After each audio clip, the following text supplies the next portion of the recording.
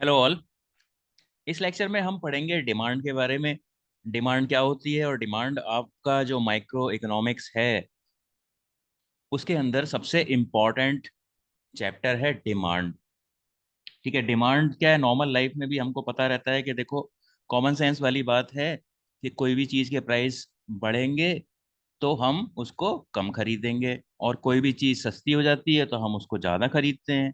ठीक है, तो हमेशा एक चीज़ ध्यान रखनी है कि डिमांड के बारे में जब भी हम पढ़ते हैं तो हम एक कस्टमर के पॉइंट ऑफ व्यू से सोचते हैं। तो जब हम डिमांड का चैप्टर पढ़ेंगे तो हम क्या मानेंगे कि हम एक कस्टमर हैं, और कस्टमर क्या करता है, जब किसी भी चीज के प्राइस बढ़ते हैं तो ऑफ कोर्स वो कम खरीदता है उसको, और कोई भी चीज सस्ती हो जाती है तो वो ज्यादा खरीदता है। तो ये चीज हमको ध्यान रखनी है जब भी हम डिमांड के बारे में पढ़ेंगे कि हम एक कस्टमर हैं। तो डिमांड का क्या मतलब होता है? डिमांड का मतलब होता है अलग अलग प्राइसेस पे आप अलग अलग क्या क्वांटिटीज खरीदोगे। ठीक है, तो डिमांड का मतलब क्या है, एक प्राइस पे एक क्वांटिटी खरीदोगे ये नहीं, अलग अलग प्राइसेस पे अलग अलग क्या क्वांटिटी आप खरीदोगे, इसको इस कॉम्बिनेशन को हम बोलते हैं डिमांड। ठीक है, और अलग अलग प्राइसेस पे आप कितनी कितनी क्वांटिटीज खरीदोगे उसको हम डिमांड शेड्यूल भी बोलते हैं। इसको हम आगे देखेंगे। तो डिमांड का क्या मतलब हुआ, अलग अलग प्राइसेस पे क्या क्या आप अलग अलग क्वांटिटीज खरीदोगे। और क्वांटिटी डिमांडेड एक वर्ड होता है। क्वांटिटी डिमांडेड का मतलब क्या होता है कि किसी एक पर्टिकुलर प्राइस पे एक पर्टिकुलर क्वांटिटी आप क्या खरीदोगे। तो यानी कि क्वांटिटी डिमांडेड जो है उसमें आप एक इंपॉर्टेंट वर्ड क्या देखोगे, क्वांटिटी डिमांडेड में क्या है, स्पेसिफिक क्वांटिटी जो आप खरीदोगे एक स्पेसिफिक प्राइस पे। तो अगर ये दो वर्ड याद रहेंगे तो आपको क्वांटिटी डिमांडेड की डेफिनेशन याद हो जाएगी। और ऐसे ही डिमांड के बारे में अगर आप याद रखना चाहते हो तो क्या पढ़ोगे, डिफरेंट क्वांटिटीज डिफरेंट प्राइसेस। ठीक है, तो हम कह सकते हैं कि क्वांटिटी डिमांडेड के कई सारे कॉम्बिनेशन बना लो, और वो सारे कॉम्बिनेशन को मिला के आप क्या बोलोगे, आप डिमांड बोलोगे। ठीक है, तो ये डिमांड और क्वांटिटी डिमांडेड में डिफरेंस हो गया। अब ये देखो, ये हमने बनाई है डिमांड शेड्यूल। तो डिमांड शेड्यूल में हमने क्या किया है, अगर 5 रुपए कोई भी चीज का प्राइस होगा तो हम उसकी 2 यूनिट खरीदेंगे।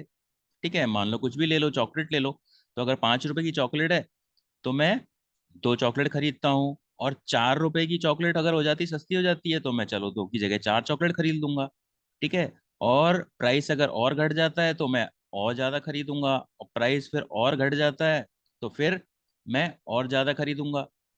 ठीक है, और प्राइस अगर 1 रुपये हो जाता है तो मैं 10 चॉकलेट खरीद लूंगा।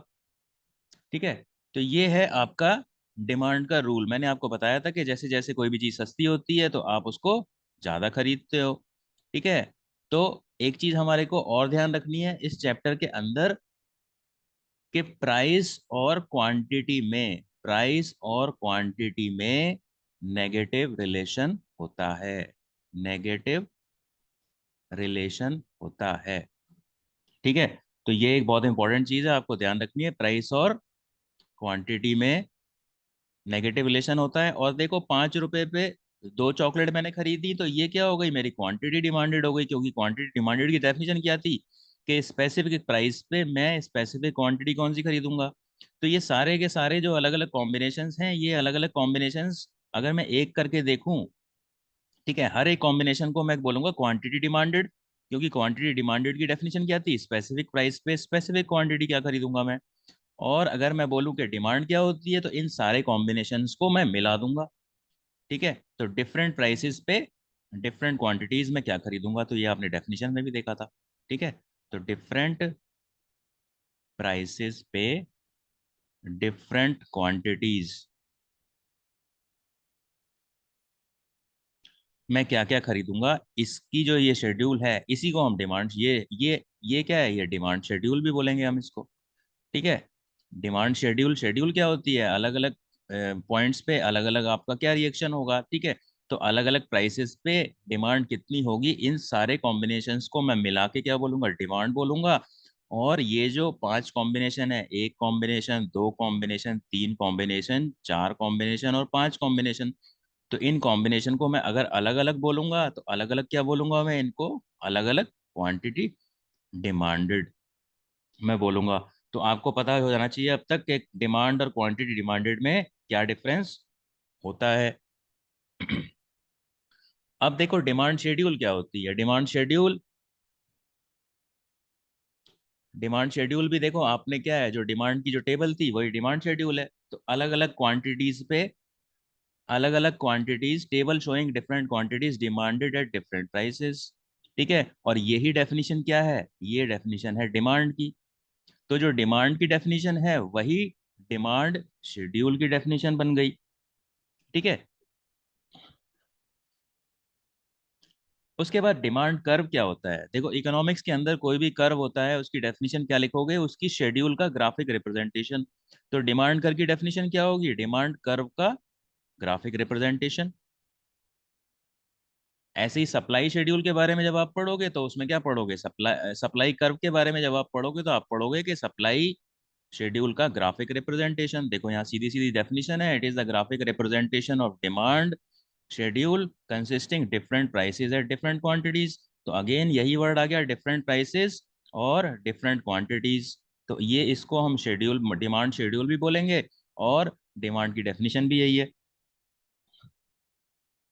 तो आप डिमांड कर्व कैसे बनाओगे, तो देखो जब प्राइस आपका 5 था तो क्वांटिटी 2 थी, प्राइस 4 था तो क्वांटिटी 4 हो गई, इस तरीके से प्राइस घटता गया और आपकी क्वांटिटी बढ़ती गई। ठीक है, तो ये हमने पहले भी देखा था कि कोई भी चीज़ सस्ती हो जाएगी तो हम ज़्यादा खरीदेंगे। ठीक है, तो यानी कि जब भी दो चीज़ों के बारे में नेगेटिव रिलेशन होगा तो हमेशा आपको क्या ध्यान रखना है कि जो उसका आप कर्व बनाओगे, ठीक है, उसका नेगेटिव स्लोप होगा। ठीक है, इसको हम नेगेटिव स्लोप बोलते हैं। नेगेटिव स्लोप किसको बोलते हैं, ये जो है ना लेफ्ट से राइट में नीचे की तरफ जा रहा है। ठीक है, तो यानी कि इसका मतलब क्या है, दो चीजों में नेगेटिव रिलेशन है, एक चीज घट रही है तो दूसरी बढ़ रही है। देखो प्राइस 5 से 4 हो गया, ठीक है, तो क्वांटिटी 2 से 4 हो गई। अगेन 4 से 3 प्राइस हो गया तो फिर ये क्वांटिटी फिर बढ़ गई। अगेन ये 3 से 2 हो गया प्राइस, फिर क्वांटिटी 6 से 8 हो गई। फिर ये 2 से 1 हो गया तो फिर क्वांटिटी 8 से 10 हो गई। यानी कि एक चीज घट रही है तो दूसरी चीज बढ़ रही है। तो जब भी दो चीजों में नेगेटिव रिलेशन होता है, यानी कि एक चीज घट रही है और दूसरी चीज बढ़ रही है, तो हमेशा कर्व इस तरीके का बनेगा, नेगेटिव स्लोप होगा। इसको बोलते हैं नेगेटिव, मतलब क्या है, लेफ्ट से राइट में ये नीचे की तरफ जाएगा। ठीक है, और ये जो लॉजिक है ये पूरे इकोनॉमिक्स में कि कोई भी आप कर्व बनाओगे सब पे अप्लाई होगा। कोई भी आप कर्व बनाओगे दो चीजों में नेगेटिव रिलेशन होगा तो कर्व ऐसा ही बनेगा। तो ये थी आपकी डिमांड कर्व की डेफिनेशन।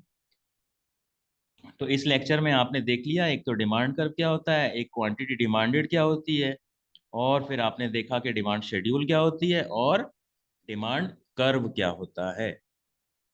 ठीक है, so that is it for this lecture. Thank you.